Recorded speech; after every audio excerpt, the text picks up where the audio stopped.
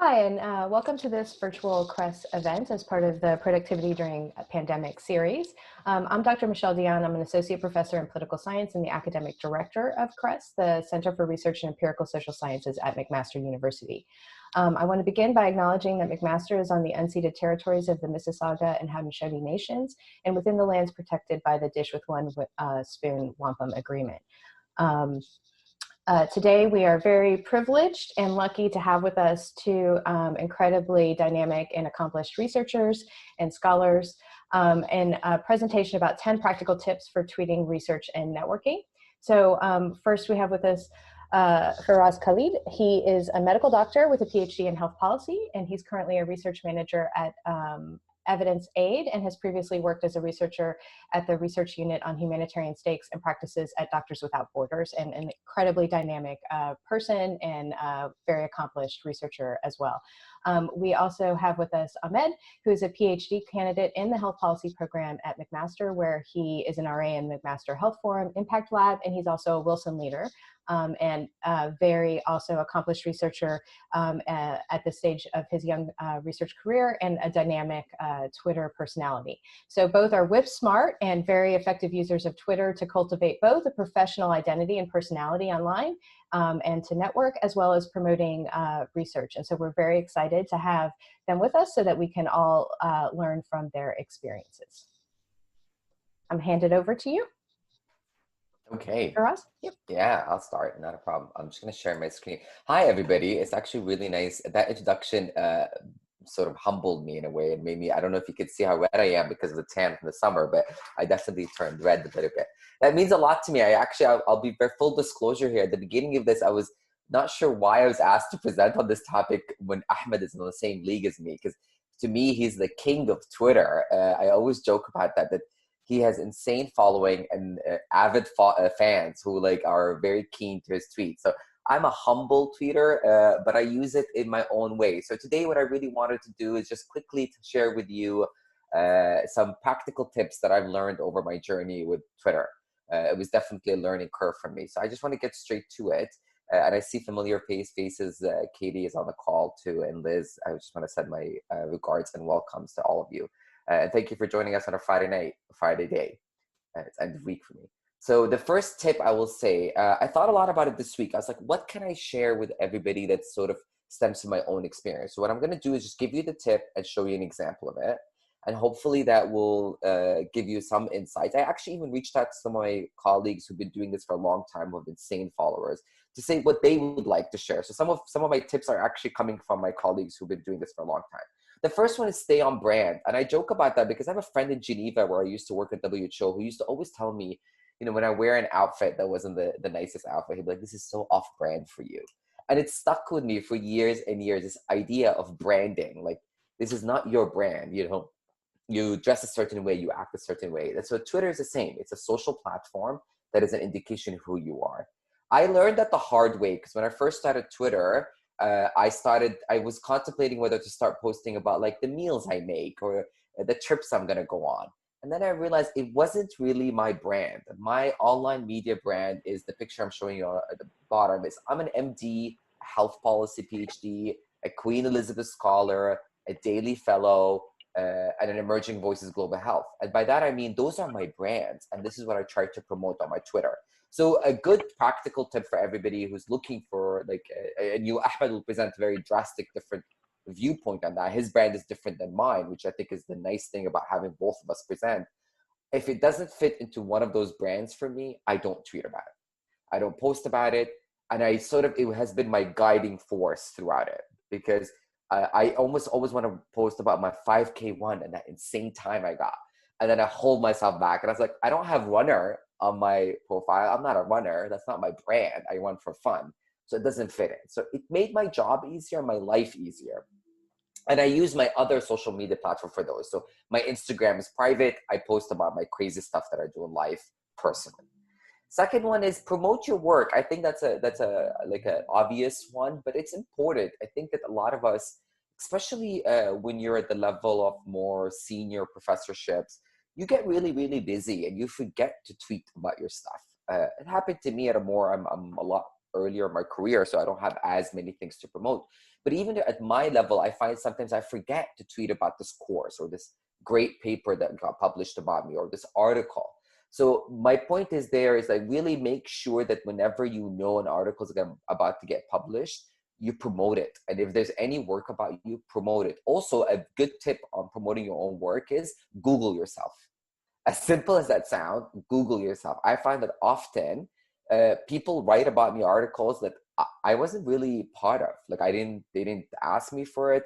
They just happened to write an article about me based on my work. It's a good way to promote that work too. So do it once a month. Go on Google and promote yourself. And then also if we ever give a talk about what not to do with Twitter or the learning lessons, there is a lot for me to share on that one, because sometimes people can post things about you that are incorrect. So Googling yourself frequently is really important. My next tip, I'm just going to try to see if I can navigate this. Yeah. Present useful technical content.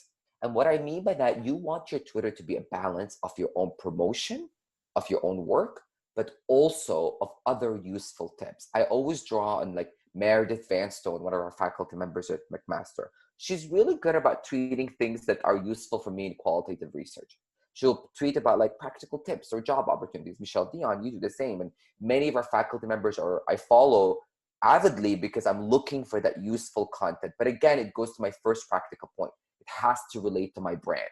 I'm not going to tweet about something or retweet something that is not relevant to health policy, to education, to knowledge translation, to medical practice. It dilutes my message. I want people to go on my Twitter and be like, if I'm looking for useful content when it comes to knowledge translation, I'll go to Firas's page. Maybe he'll have something to draw on. And I follow, because of presenting useful content, I follow people that are similar in that are following my brand. And next, the new thing that I learned today, which is my fourth tip, is plan your content. I actually learned this recently from my brother who works in the finance industry. And he's like, how do you keep up with your LinkedIn, Facebook, Instagram, and Twitter? He's like, are you using Hootsuite? I was like, what is that? And he's like, this is a platform. It's a free app. You download it. It's amazing. I can't believe I never known about it. And you plan your content ahead of time. It's great for academic researchers who know about a paper that's about to get published.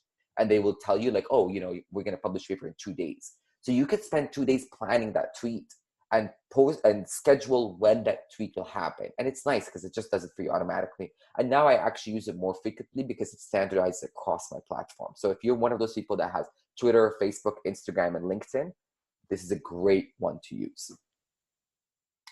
Get creative. And by that I mean is that I'm in knowledge translation. My PhD was in knowledge translation. And I think it's my duty to find creative ways to disseminate knowledge. And so I use video scribes, I use blogs, I use radio, I use everything that's under the sun. One of the latest things I tried was this elevator pitch. So I videotaped the elevator 1-minute pitch about my recent paper that's going to come out. And actually, it generated huge liking, which shocked me. People really resonated with that idea. It was just 60 seconds of me in an elevator, pretending like I'm talking to a decision maker, promoting my new publication. It worked really well in that context. So my point to you is that think creatively about what you like. People like images and videos. And so I try to, as much as possible, incorporate that. Then I want to say something a bit controversial, sort of a practical tip that not everybody agrees with, but I find that is important. I had this epiphany in January, because I'm in the job market right now, that why not use Twitter to ask for a job? We always post about the job we currently have. We very little say, hey, I want help. So my point there is that I used it to ask for help to find a job. Use Twitter for other things. I love it when somebody posts like, anybody know about a paper on this topic? And people jump in. People are like keen to give that feedback. When I saw that, it's what like gave me the inspiration is, okay, I should use it for my own and just say, I'm looking for a job and this is what I have to offer. So I used multiple tweets and I literally used it as a CV and said, I'm looking for a job in the following sectors. This is what I bring to the table. Here's what I work. And it worked. A lot of people DM'd me privately and were like, hey, we saw on Twitter you're looking for a job. What about this? Because I think a lot of people, when they see our social media platforms and presence, they assume we already don't need anything. We have a job. They don't know that we're always looking for other opportunities. And then I'm conscious of the time. So get consent. This is something I learned the hard way. I'm showing you a picture of my students from one of my courses.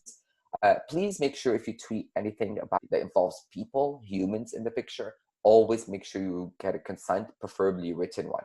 That's something I learned early on, and I'm so lucky that I sort of continued that, because you never want to fall in that trap. And I saw some of my colleagues fall into that trap. So the practical tip, always get a consent. And even if you're at a conference, just to remind everybody, if you're at a conference and you take a picture with many people in the background, be careful with that, because some people can have an issue with their picture online.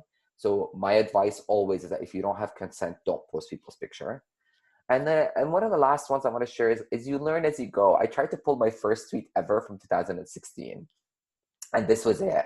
And you know, I was forced to join Twitter. I was a Queen Elizabeth scholar, and part of the mandate was, hey, you guys should really get on Twitter and promote the scholarship. I was one of the first QES scholars in Canada, and I was so resistant. I hated the idea of Twitter. I couldn't understand it. I'm not a tweeter, like it's not one of my things. And then it changed me. I was a converted tweeter. Is that the word?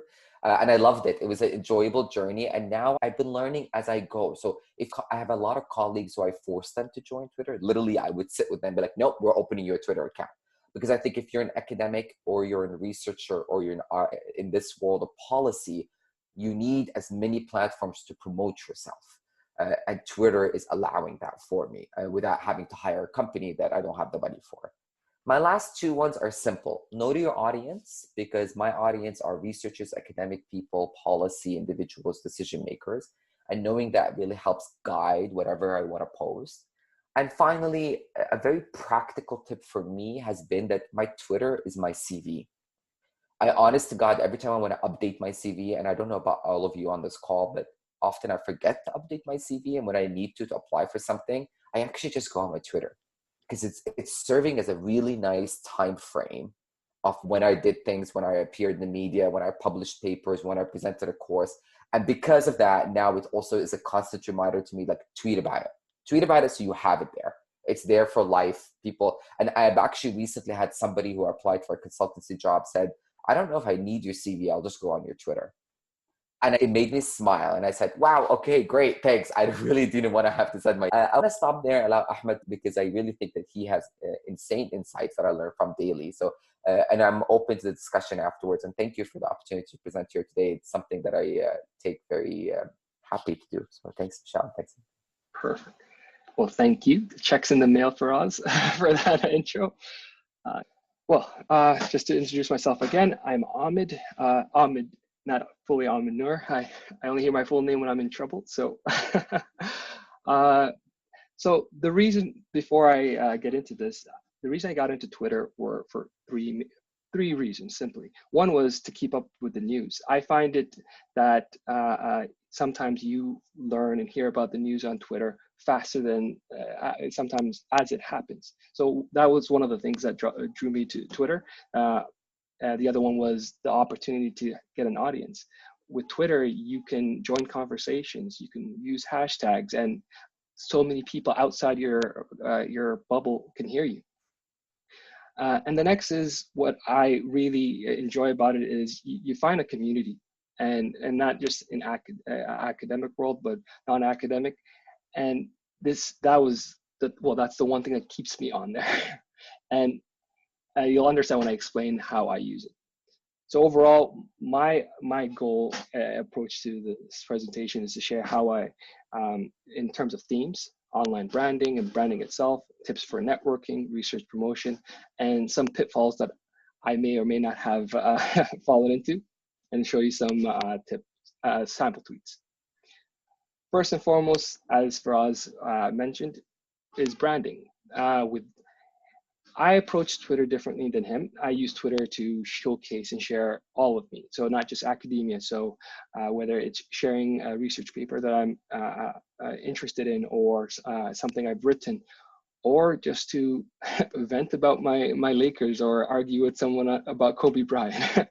So I use Twitter as an extension of my life. So my values, my priorities, my research focus, basically the nerdy and every other aspect of me gets to have a say. But for branding, as an academic per se, what I would recommend are three things. One, it kind of revolves around tone and topic. The first is use a consistent tone and talk about a smaller range of topics. With me, for instance, I talk about certain key things. I talk about health policy. I emphasize and discuss adamantly social determinants of health and politics. Well, and a 401 to sprinkle in some rants about the Lakers. But it just like your academic focus, you want to put your efforts and what you publish into a certain umbrella per se. And that's how I approach Twitter. There's certain things that I may discuss or mention points outside my bubble or umbrella, but it's pretty consistent. And another tip I'd give you is don't act like you're an expert in a topic you're not. Twitter will come for you. It's also it's a way to share your expertise without stepping over your bounds. And one thing when I think about in terms of branding when I tweet is I consider 4 metrics essentially: humor, emotional impact, timing, and reliability. And those 4 things I think help create a tweet that, well, and my goal is to share what my thoughts with not only academics but everyone. And I think if you go in that mindset, I found that it's easier to connect. You'll have conversations and dialogue that you normally wouldn't. So those are the 4 kind of buckets that I use. And lastly, for branding, I want to tell you retweets are important. Your timeline and what you share with people that follow you shouldn't just be your voice, in my opinion. It's what you it might be something that you want to alert them to, a new initiative, a new law, a new policy, a new research topic, or simply something that's happening that you want to share. So my feed is not just me promoting, because again, tying back to my approach overall, it's not just what I've published, what I'm working on, or an accolade. It's essentially everything in my life. In terms of networking, especially if you're starting off, first thing I would recommend is try to get your own full name for Twitter. As you can tell, me and Firas have very similar names. There's actually 2 people with my exact name in the Middle East, and they've claimed it, but they don't tweet. So if you can get your name, it's pretty good real estate. But you can always change the actual name on top. So your user handle is the permanent one, but then you can change either. You can, like, hopefully when I'm done, my PhD would be Ahmed Ali, PhD, or whatever you want. Some people use it as also to share hashtags that they want to promote. But that's the first thing I'd recommend. Try to get your name. And once you do, try to follow people in your network. These would be academics you already know, or prominent journalists in the field in the area that you discuss. Pick your field and see who is on there and whose insights would enrich your experience on Twitter. And from there, build from it. It's more of a cascading approach where you see who they retweet, who they follow, and you might find an academic that you never heard of, whose research either overlaps with yours or gives you insights that you never thought of. My next tip is to use hashtags, especially when you're starting off. It's a way of entering different conversations that are happening on Twitter, but also you can use hashtags to fit your tweet within ongoing conversations. But don't abuse hashtags. I say this in that half of your tweet should not be multiple hashtags. My personal approach is 3 at max, but usually just 1. And you don't even need a hashtag sometimes, because Twitter allows people to search certain terms. And another tip would be to interact with researchers. Don't be a reviewer number 2, but compliment, give insightful critiques of their research. It's a wonderful way to engage with researchers that you would not have normally had any interaction with across the world. So I highly recommend that you go on there to not only share your insights and your research and promote your work, but also engage. It's going back to the emphasis and value of interdisciplinary research. Twitter basically gives a platform for that if you use it properly. And lastly, in terms of networking, keep track of major reports, policies, or laws or initiatives that relate to your research. Tweet about it. See what other academics are talking about. This is a way where you can join conversations. One of the best analogies I've heard about Twitter, which I like, that resonated with me, is Twitter is essentially a cocktail party. It gives you the ability to walk around the room, talk to different people, join different conversations, leave when you want to, and enjoy yourself. So that's my tip for networking. In terms of research promotion, the one and most important thing is to break down your work. Because my approach is to be sharing all areas of my life, I have both academic and non-academics following me. By breaking it down, I'm helping people who wouldn't normally understand the jargon or the emphasis on certain policy initiatives get the sense of it. If you make it relevant, if you make it relatable, it's been the hardest thing, to be honest with you, because it's easy to lecture to students or have discussions with other academics, but to share your research with people who might have never read a peer-reviewed article or don't plan to is a skill that it's quite helpful. And I think at the end of the day, the goal of researchers is so our research can reach the people who we want to help, who our research can help, and who would most appreciate it. And I think going about breaking down your research in more understandable ways is a great idea. Next point is to leverage your research focus. You can't always be tweeting, I published this article in the Lancet, I did this, I did that, but rather say, oh, there's a discussion happening or unfolding on Twitter. Oh, this is some insights that my researchers have found, or this is one perspective that the current conversation is missing, and here's the paper I wrote or the project I'm a part of. So it essentially, you are fitting your research into what the discussion is happening instead of forcing it. And I think I've had more meaningful conversations using this approach than simply saying, hey, I wrote this, have a read, or share, please. And lastly, another key point is to keep it accessible. As I mentioned before, not everybody is an academic who might be following you. So it's not a classroom. Be careful what jargon you use. At the end of the day, we want our research to be understood in order to be appreciated. And one way of doing that is to make it accessible for everyone. Now, some pitfalls. This is not a classroom. So there will be people who will try to antagonize you, argue with you for no reason. For some of you who don't know this term, they're called trolls. What I would recommend is to ignore or at times block, because they can be very offensive. Just to give a bit of these people might be also bots that are not actual people, but an algorithm meant to instigate arguments and be vulgar and basically get under your skin. The best approach I've had that's given me peace of mind is just to ignore. And one rule I follow is if the person has no picture or no name, it's not worth engaging with, because there are people who genuinely have a concern that you might not have been clear, because 280 characters is not enough to summarize an entire article or point you're trying to make. So yes, I engage with people, but there's a line. If they're offensive to you, if they're in any way not welcoming, I would ignore or block. The next point is be discerning about who you follow.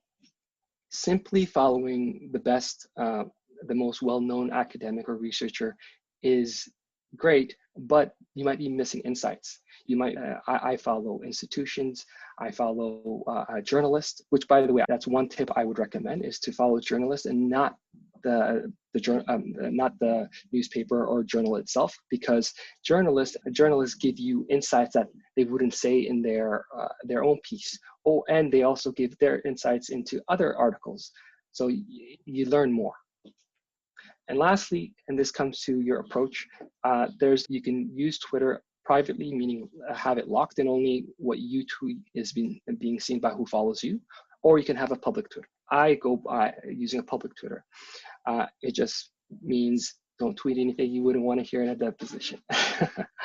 But another approach that kind of balances this two, and I've seen people do it, I personally don't, but is to have a separate Twitter account for personal and one for professional, having a clear line of between your two lives.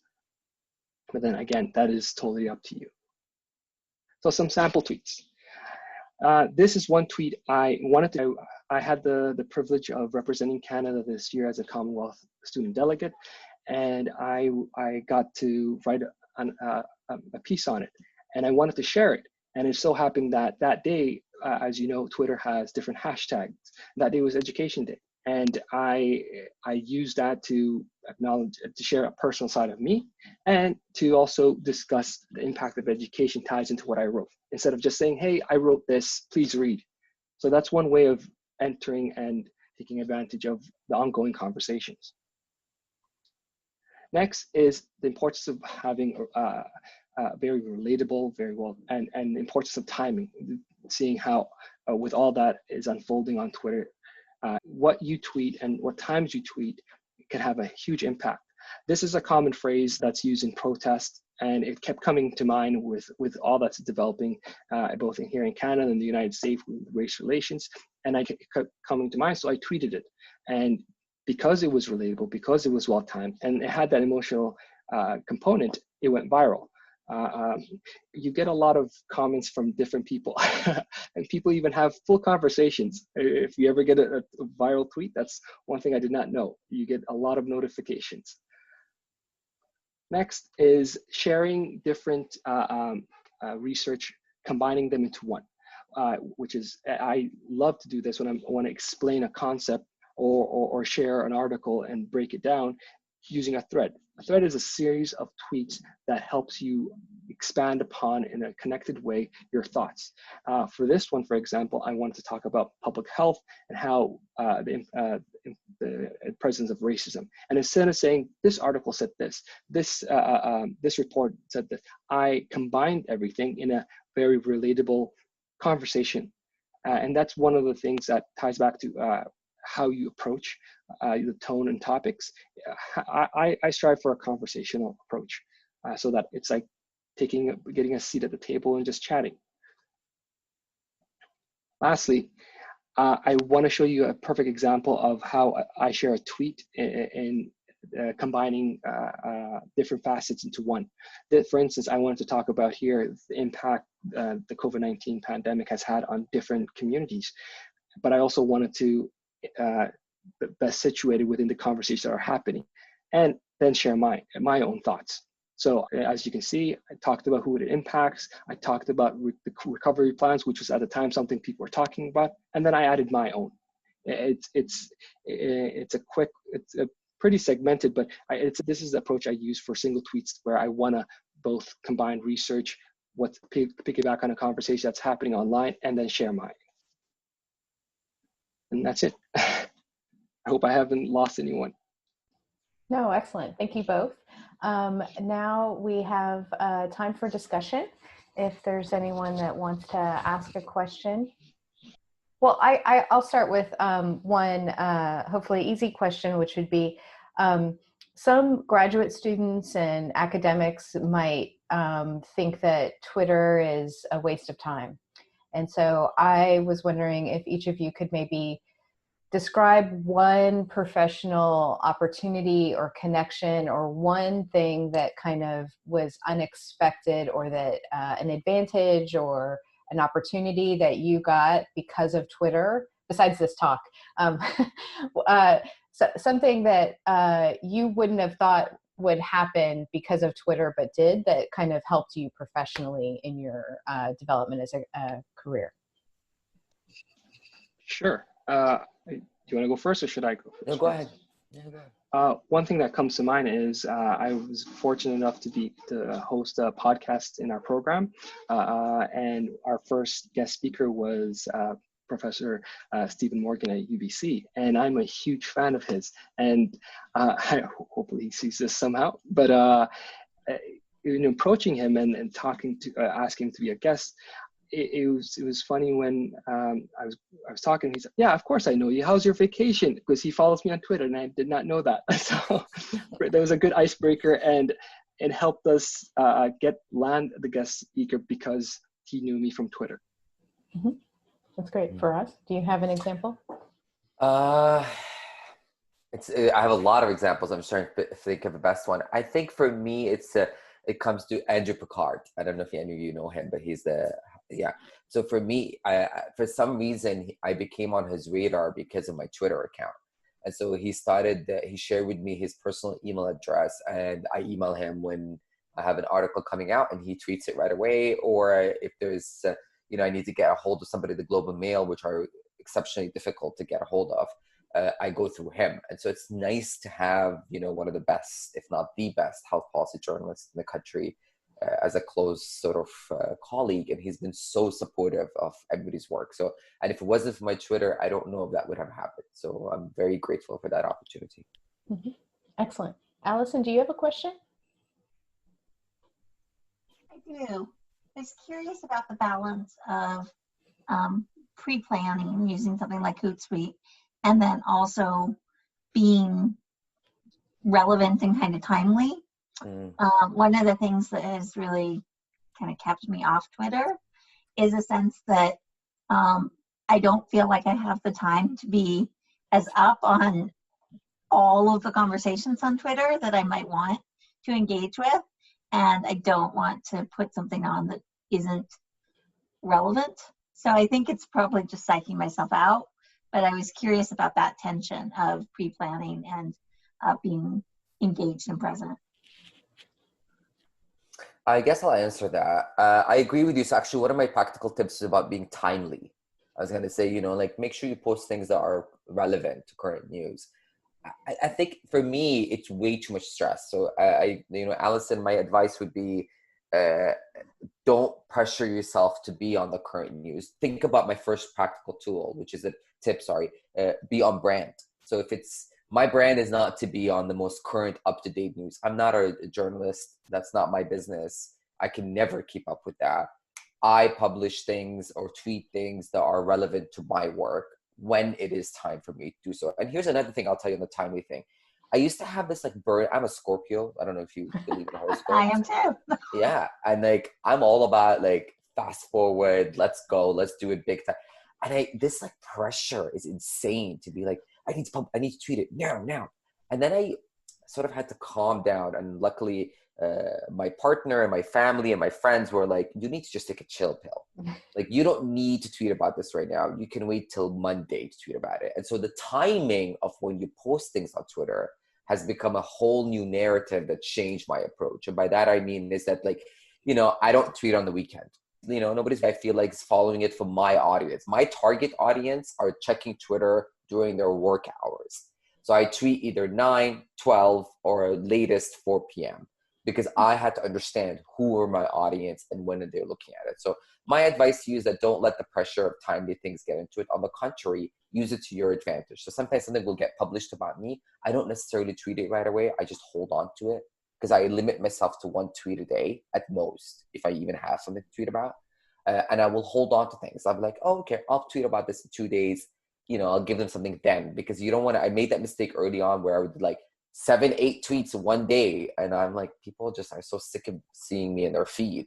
So I have a different approach to it. With me, because I use it for different parts of my life, I'm always tweeting.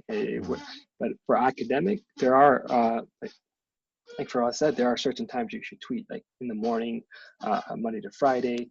I believe I read something about how Mondays, Wednesdays, and Fridays at 9 a.m. has the best traffic. I don't know how that's true or not, but basically play around with timing, and also don't tweet everything all at once. Let's say you have 5 tweets. Don't do it back to back, because the way the algorithm works, it won't show a lot of people. So try to space them out. That's where Hootsuite could come in. You can schedule them. I believe Hootsuite has an algorithm where you say auto schedule, and it picks the perfect time for you. It looks at the stats, and then it picks, oh, this is when most people are on, and then it would automatically do it for you. I believe, and then you can pick, I think, between 1 tweet to 10 max on the free version. Don't pay for it.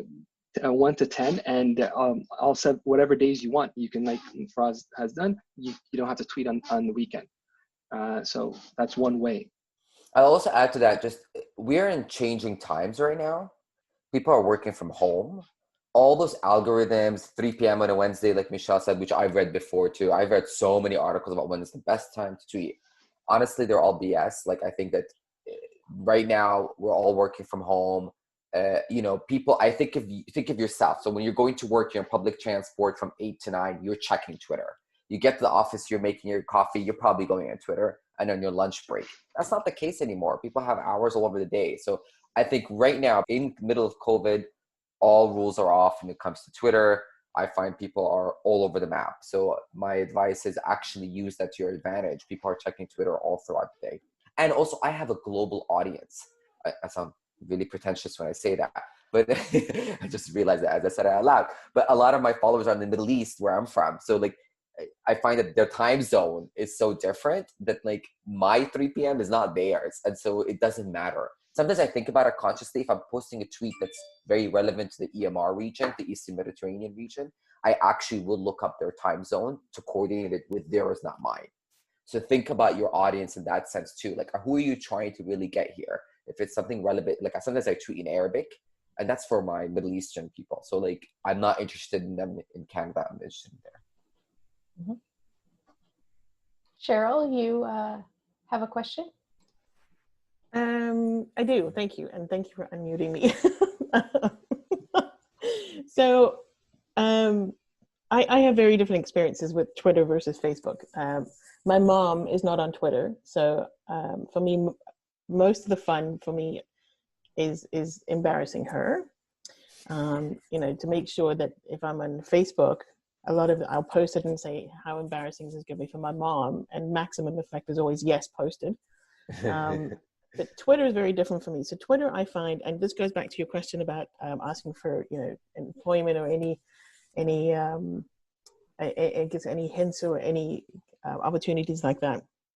So how important is it to be authentic? Because you mentioned your elevator pitch video was really popular, and I think a lot of that would come from the fact that it was you in that video presenting yourself to your audience, which people really like to see. They like to see authentic content that comes through for Twitter, and I found for myself, I don't know why, I think because Twitter confuses me sometimes when I look at my news feed and it's just retweet, tweet, and all of that. I get a little bit, so I wonder, so I only use it specifically for a more formal platform, I think, on Twitter than I do on Facebook, mom versus no mom aside. So do you think the authentic self that you put forward, both of you actually, because I know you use it very differently, is going to garner a better response from your audiences versus sticking to your brand, if you will, and sort of breaking out of that brand a little bit occasionally, even if you will, is going to be a more authentic, warmer experience for people, which is why you're getting more of a response to those kinds of tweets? It's a great question. I'll jump in before letting Ahmed, because it's a nod to him. I think, honestly, Ahmed is more authentic with his Twitter than I am. I think that when I look at Ahmed's tweets, I think to myself, that's him. That's the Ahmed I know from the program. We both did the PhD together. And his personality shines through his Twitter. I'm more conservative. In real life, I'm fun. I try to be fun and bubbly and easygoing. On my Twitter, I sound pretentious, narcissistic, egocentric, all about me, and retweet. I'm fully conscious of that because, again, I use it differently. So, and by the way, my mother's on Twitter, and you'll see her, like, her name is Tata Fufu, which means grandma. and she will constantly embarrass me on Twitter. Like, I'm so proud of you. And so I'm very conscious of my mother on Twitter. So I like, sometimes I think of her as my audience. Yeah. And so it's two different ways. I think you're right. The elevator pitch worked because it was authentic and people saw me through it. I'm conscious of that. I try to do that. The other day I posted something a bit different than I usually do. And I said, hey, I'm conscious that I always post on Twitter my successes. I never post my failures. And the reason why I did that actually came from my students. I was really concerned from my students because they're all following me on Twitter. And I was worried that the message to them was, you need to be doing so much. And I wanted to and I used it in my classrooms to actually open that discussion and say, let me tell you, out of 10 things, you see the one thing I got, but there's 50 million rejections that I don't post about. I often cry in my own office. Those things we don't talk about on Twitter. And I wish more people did it and I know some people do, and I really appreciate it when I read somebody, some of our faculty members were like, I applied for a grant and didn't get it. And it sucked because I know it's like months of preparing that grant. I need to hear that as an early career academic. I want to hear from my more senior ones that we didn't get this and it sucked and it hurt. That's the authenticity I think we're seeing more and more people want it, especially our younger students. I'll leave Ahmed if he wants to contribute to that. I agree. The one thing I want to say about authenticity is it's not an on and off. It's whatever you're most comfortable with. Like when I first started, all I put up was articles on health policy, and that's it. But then it's like I've evolved back and forth. So don't do whatever you are most comfortable with, and whatever limit that is. I don't think there's a wrong way of being yourself. So my best tip would be approach it as a test. This is what I want to share. This is, I don't really like that, or that wasn't what I envisioned the reaction would be. Just play around with it, and it will evolve. Thomas, I think, has a related question, which is, does it come across as unprofessional if you're perceived to be on Twitter all the time? Have you ever had any professors or advisors or people that kind of have disparaged your popularity or following or activity because they, think you should be doing your work and that somehow you're not because you're on Twitter? Firas is laughing at me. No, I haven't had anything like that. If the opposite, I've by sharing what I'm focused on or my research interest, it's helped me gain more of a respect, I guess. Like I have schools of public policy following me because of my ongoing conversations. I have prominent academics, I have journalists, and that wouldn't have happened if I wasn't sharing my research in a way that's professional. I think the other side is just to show that I exist past academia. So I've only had good things. I will warn. Sorry, go ahead, Ahmed. No, I was going to say the other thing that's actually happened is some of the explanations I've done, I've had professors say they are using it in their class. Like the podcast that I shared and I worked on, it's being used by several professors in their undergrad courses on pharmacare. So I was pretty happy about that. Yeah, I mean, that's great. I also think for me, I did backfire at some points. Like I had faculty members tell me, we don't comment on political things. So political decision agenda, the government's asking for a tweet or they're publishing something about pharmacare, let's just say. At one point, they asked me, the federal government, to make a comment as a QES scholar on the new budget. This was 2 years ago, and the advancement of scientific research. And some faculty members said, don't do it because we try to be neutral. So you need to make that decision early on in your career. I actually went against the advice and did provide a comment that was very neutral. But I'm also trying to expand my public persona. So for me, I'm somebody who's very aware that I want to be in the public domain. And so I choose to speak on things that I think will increase my profile. There are some academics, you might be one of them, Thomas, who decides not to do that and play the different alternative route to that. And that's fair. You make that choice early on and you be very careful about what you tweet. On that, I will also say that be careful what others post about you. I mentioned it earlier in my practical tips. Please do Google yourself. If you made the decision to be in the public domain and do press, be careful. I've learned the very hard way the past few months from COVID to always Google yourself. I luckily have a mother who's an avid follower of my career, so she continuously Googles me. And she would send me things that, and they're like, "Oh my God, I love this article about you." And I was like, I wasn't asked to be on this.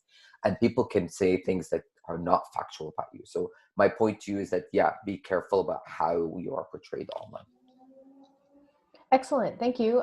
Katie had a question. I'm going to unmute you now. There we go. Thanks, Michelle, and thanks for the presentations. They're really interesting and helpful. I didn't type it out because it's not like a particularly well thought out question. It's kind of based in the fact that Twitter makes me nervous. Like, I definitely relate to Allison's question. And so I guess it's a two-part question. One is, how important do you think it is to kind of participate in ongoing conversations about something that you tweet? Because that's a part that really makes me nervous. And also, I find, I think what you said about like having a kind of a focus and a consistent tone is like, that sounds really good. And I struggle with it, I think, because I'm trying to promote my work. I'm often promoting my friends and colleagues' work which may not be related to my own, and also tweeting about sort of my departmental role, which is generally not related to my research. And sometimes I retweet my city councilor. So it's like I struggle with the focus part. And so those two questions are not really related at all, but any thoughts you have on either of them I'd be happy to hear. Ahmed, do you want me to go first, or do you like to go? Yeah, go ahead. Sure. Okay. Two great questions, Katie. I'm a huge fan. How important it is to participate in ongoing conversations. So it's funny because Ahmed and I had an off talk yesterday on the phone. We wanted to make sure that we don't share the same tweets. And this is one of the things him and I were talking about. When I published for the conversations, the editors of the conversation were very keen to make sure that I go back and check feedback from users. And I was like, oh my God, I have to write the article and go and respond to messages. And I mean, in the conversation, there are academics like some of us, and they will go to town with their comments. Too overwhelming, couldn't do it. I tried my best. So here's what I do. My approach is not to engage in the conversation because I can't guarantee where it's going to go. I'm also very aware of what Ahmed brought up, which is those like robots, weird people who I don't know who they are. So I don't want to engage in that. So what I do is that I acknowledge the message. People who respond to things I post, I'll be like, great. And I will share readings if I need to. So some people, when I publish something, they're like, oh, where's the link to this? Sure, go ahead. Here it is. I try not, and I ask for, if there needs to be an ongoing conversation, I take it offline. So I quickly tell them, please, can you email me? Here's my email address. Let's have this conversation. Happy to share information. I don't also, this is public record. Twitter is public. So like, I need to think, I'm early in my career. I need to think about 20 years from now. I don't want something to backfire on me. So I'm trying to be conscious of that. That's on your first one. And the second one, the focus part, I don't have an answer to that. I think it's if you stay consistent to your brand and you sort of figure out what you want to promote, a combination of both. So sometimes I will promote my colleagues and friends like you do. For the most part, it is my Twitter account, so I use it for my benefit. Because again, I don't have access to any other platform. So where I am right now, this is my only source. I recently discovered LinkedIn. So I realized that they can serve dual purposes. LinkedIn can be really good for like promotional work stuff, opportunities, and Twitter could be just expanding my academic profile to showcase people that this guy is very COVID. So now the message people, when they talk about my current brand and you look at my Twitter, the focus is COVID. You'd be like, oh, this guy does a lot of COVID stuff. And I've been getting a lot of job opportunities and press speaking engagement because of that. So for you, Kate, I guess the advice would be here, think about what's coming in the short term for you in terms of projects and goals, whether it's a grant you just got on mental health and whatever the case is, and start aligning your thinking towards that. And don't make this a complicated process. Just make it like, my goal in the next 6 months is to really get this paper that's phenomenal on this mental health and Indigenous population, for example. And I'm going to align the focus of my Twitter and my tweets to retweet colleagues who are talking about that. So you have a consistent brand. So when the media comes to you to speak to you, they could just pull up on that. And that's what I've done with me. Global News have told me that. They're like, we pulled this, and that tweet, and we saw that you have a consistency and a focus on this topic. So we're asking you for that. I hope that helps. My approach is a bit different, but first, I'm a big fan of yours, Katie. I wanted to take your course. I just want to throw that out there. She's brilliant. Sorry, I'm kind of thrown off, but I was saying for your first question about what to talk about one night, it comes back to what limits you set on yourself. Like Firas, right out of the gate said, this is what my focus is on for overall, just focus on academia and my brand as an academic. With my approach, it's everything in my life. So one of the key things that you can do to help yourself also ward off any misunderstandings is in your bio. You can write views my own, and retweets are not endorsements. So that's one way right off the bat that no one can misconstrued. People might still try, but that's one way I found that these are mine. These are not the McMaster Health Forum. These are not my school. It's not McMaster University. And with that being said, I do talk about things outside of my research and that are valuable or important to me. I've tweeted recently about calling out anti-Semitism and racism and xenophobia. I've talked about certain initiatives like the defund the police that's going on because it resonates with me in my life and my values. So this comes down to what you want to share with the public. Like I won't be sharing any personal stuff about my family. But I will share what I wouldn't mind sharing in public. So what you share and what you comment on is whatever you're comfortable in. There's no limit that you've hit. You need to do 5, 6 to have people listen to you. Do whatever you're comfortable with. Honestly, but the best tip I can give is tweet as much as possible, because the more you're there. Also, I've read the algorithm helps you, because the more you're tweeting, not consecutively like 15 in the span of 5 minutes, but it's one way to show that this person shares and is engaged in the community. And for your second part about topics, I was really nervous when I started. I stuck to health policy. I talked about my course readings, and that's about it. But it's just like you'll evolve, see what works. Also, what you could do is look at other people that are in your field or that you kind of want to have similar approach. Oh, they talk about this. That I don't like, this resonates, and like put in your toolkit. Like I for the longest time was afraid to show my sense of humor, and I saw other academics and professors and chairs that were, especially in the US, that share outside themselves outside of academia and their positions. And I was like, wow, if you're sharing family vacation photos, you are making a joke about what you're eating. So it was almost like a permission to be yourself. So, but at the end of the day, it's whatever you're comfortable with, but play around. It's been years, and I'm pretty sure I'll change in the next year too. But. But that's the best tip I can give you. I'm conscious of time, but Neil has been waiting to ask his question. So we'll take Neil. You'll take us out with your final question, and then you have the floor. Oh, thank you. I would just like to say I'm an incoming graduate student for the Master's in Political Science program at McMaster. And when I was an undergrad, I didn't even know there was an academic community of people that shared ideas, like retweeted different research. So when I had professors like Dr. Peter Grafe I was kind of exposed to this whole new world I was entering in.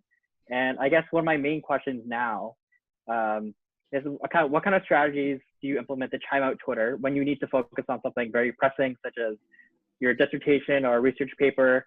And how do you kind of tap out of Twitter and kind of resist the urge of like fear of missing out during times of, let's say, a major election or a major newsworthy event? Thanks. One way I do is there's an option where you can pick tweets chronologically, or you can pick it kind of summarizes what you've missed. So that's one way you can do it. And when I need to do work, I just simply I use it as a treat. Or you can always schedule your tweets so you could go do your work, but look as if you're online. That's the best I can say. What about you, Firas? My advice is it's okay to take a break. So when I was trying to defend last year for my thesis, you would go on my Twitter 6 months, I was silent. Never went on it, and it's okay. Because there was too much pressure to try to keep up with that. There are times in your life where things are more important than getting on Twitter. And so you literally just tap out. You just stop. You stop going on Twitter. You stop posting. And that's okay. And when you come back, actually, people miss you. And they're like, oh my God, where have you been? And hopefully you have great news to share when you come back. So my first tweet back was, guess what? I finished my PhD. And it was like, yay. And so like, for me, like, take the pressure away. I think I want to conclude, because I'm conscious of time, to say that I hope we were both able to present to you two different ways of doing Twitter. Thank you, Michelle, for being very smart and putting us together, two very different personalities on Twitter. But I think the message here is loud and clear. Get on Twitter. Honestly, lean in on that platform. Use it to your advantage. I think that it has great potential if you use it carefully. You had presented two different people with very different viewpoints on how to do things, but the key message there is that it's a learning curve. Me and Ahmed can say that, right? Like, not everything works. Some things you think is going to work, it doesn't, but you learn from it and you expand your profile. And we have very limited opportunities in life to promote our work. So use it. The free services are available. And I want to thank everybody for joining. Yeah, thank you guys. Thank you so much. I am grateful for you taking the time to share your insights with us, and go follow these guys on Twitter.